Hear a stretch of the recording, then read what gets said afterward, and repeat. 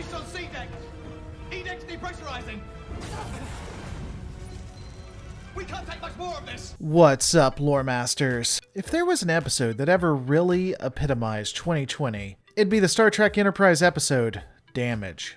This story confronts our heroes with loss, addiction, hopelessness, faint hopefulness, and betrayal. To be fair, it ultimately is a bridge episode, one that requires the crew to get from here to there, but it's still powerful. In my last analysis, the NX-01 Enterprise was under attack and getting absolutely tore up. There was no way for them to win that fight, and I think T'Pol knew it.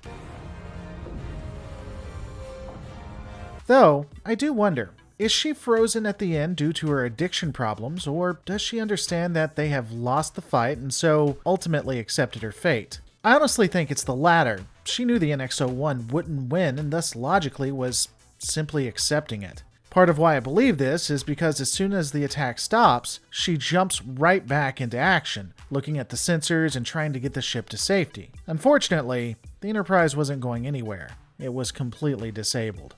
You had no right to recall my ships. And you had no authorization to launch an attack.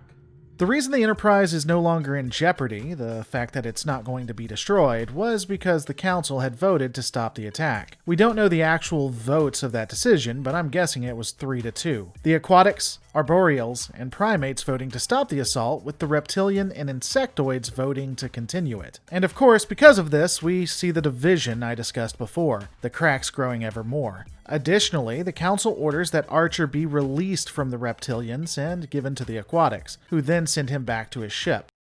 Well, what remains of his ship. Where are the other members of the Council?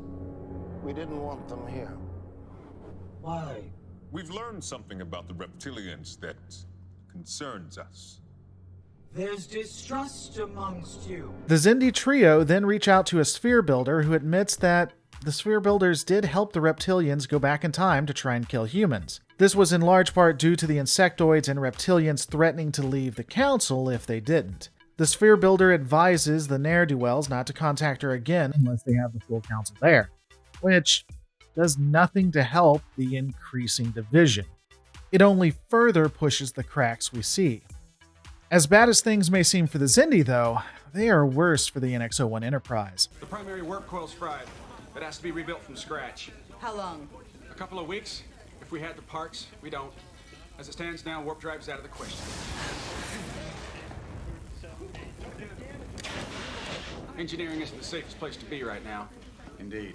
The vessel was dead in the water, some of it inaccessible. Most of the ship wasn't even safe to traverse as exploding consoles and power surges were rampant. They were literally having the ceiling falling from above. Even in their current state, though, the Enterprise would assist a call for help by another ship that had taken substantial damage of their own. Though Archer does admit that part of the reason why is because that other ship could help them too. The other vessel features a group of explorers that had not encountered the spatial anomalies and thus had been disabled. Captain Archer advises them of the spheres that are causing the issue and even assists them in protecting against the anomalies. While the alien captain and Archer discuss possible trade options, Archer requests a warp coil. The Enterprise's warp core had been disabled, and so warp drive was impossible for them. Unfortunately for Archer, the other ship only had one, and they needed it to get home.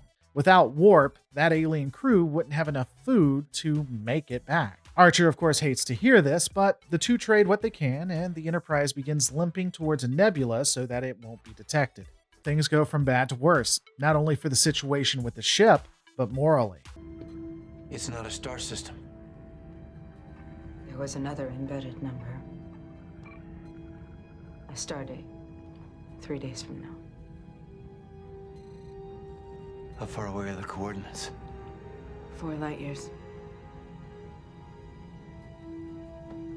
We'll need at least warp 3 to make it in time. Archer learns that Dagra and some of the Council are willing to discuss the situation. The human vessel may have a chance to stop the attack. However, the coordinates they are given shows that the rendezvous is 3 days away at warp 3. They'll never make it if they don't have a warp core. Archer is now faced with the trolley dilemma. Well, kind of, at least. Did you ever do anything you thought was unethical?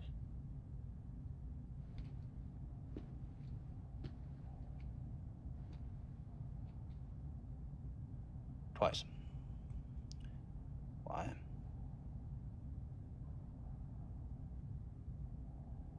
I'm about to step over a line. Line I thought I would never cross. And given the nature of our mission, it probably won't be the last. Pragmatically, I don't think this situation is the worst of all options. What Archer is about to do isn't moral by any means, but it is the right decision. The Enterprise will disable the other ship temporarily, steal their warp coil, and then leave enough food and provisions to avoid the anomalies so that the alien ship can get home. It's a gamble for sure. With no warp core, that ship will be a sitting duck for any marauders or other species in this dangerous part of the galaxy. However, they still have a decent chance of survival. And remember, if the NX-01 Enterprise fails, humanity has no chance. So again, while it's not moral, it doesn't feel good, it's not the worst option. If they fight back, 10 minutes could be a very long time. Perhaps we should reconsider negotiation. We can't risk tipping them off. We have to take them by surprise. That'll reduce the losses on both sides. We'll disable their ship as quickly as we can, beam over, extract the warp coil, and get out. Hopefully without any casualties. Honestly, I don't know that it's exactly like the trolley dilemma. We aren't seeing instant death, though it is worth noting we never observe Archer tell anyone nor return for the ship, so it's possible that the Enterprise left them to their fate. I like to think that the captain did talk to the Xindi and they went back to help, but we honestly don't know. The final piece I'll discuss, and just discuss it briefly, is the addiction issue of T'Pol. I only bring it up because I think it does highlight change. T'Pol never would have become a junkie if not for the Xindi attack. She wouldn't have become who she is now. This somewhat mirrors Archer, who is becoming a military commander, not an explorer.